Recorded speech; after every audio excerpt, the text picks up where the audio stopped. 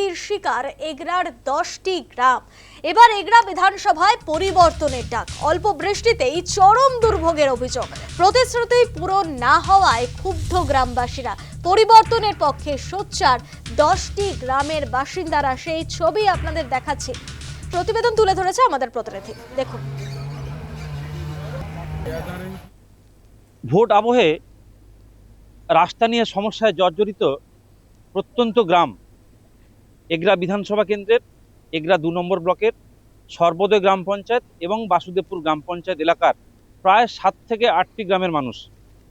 যে রাস্তার উপর দাঁড়িয়ে রয়েছি, আমার পেছনে রয়েছে এখানকার স্থানীয় গ্রামবাসীরা রয়েছে এবং পথ চলতি মানুষ। তারা প্রত্যেকে অভিযোগ জানাচ্ছেন, দীর্ঘ 15 বছর শাসনকালে এই সরকার এখনো পর্যন্ত রাস্তা যে উন্নয়ন করার দরকার রয়েছে তা পারেনি, কথা দিয়ে কথা রাখেনি। এই অভিযোগে সরব হয়েছে।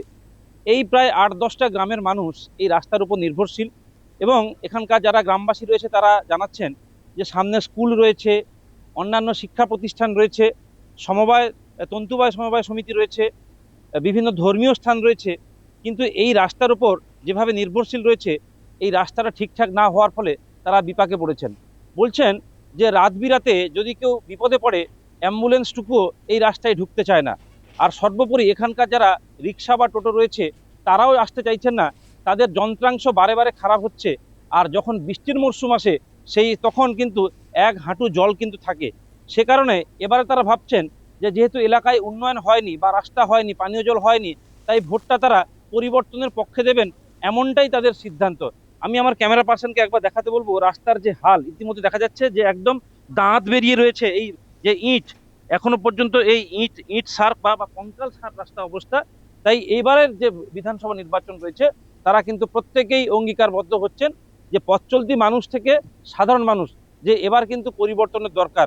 এই ডাক বা এই নিরিখেই কিন্তু 2026-এ নির্বাচন যে ভোট হবে এটা কিন্তু বলার অপেক্ষা রাখে না। পূর্ব মেদিনীপুর থেকে বিনোদ মণ্ডল, নিউজ টাইম বাংলা। এলাকাবাসীর কি অভিযোগ শোনাবো আপনাদের। বেহাল অবস্থা হয়েছে। এই অবস্থা আমরা 15 বছর কাটিয়ে দিয়েছি তৃণমূল সরকারের আমলে। বিগত আমাদের যে এমএলএ ছিলেন তরুণ মাইতি, উনি কথা দিয়েছিলেন এই রাস্তাটা তৈরি করে দেবেন, কিন্তু কথা রাখেননি। সমস্যা তো অনেক রকমই হচ্ছে, আমরা দূরপাল্লায় যেতে পারি না, যার জন্য যন্ত্রের খুব অসুবিধা হয়। একদিন চালিয়ে রাখলে আর একদিনে ক্ষত বিক্ষত হতে হয় আমাদের।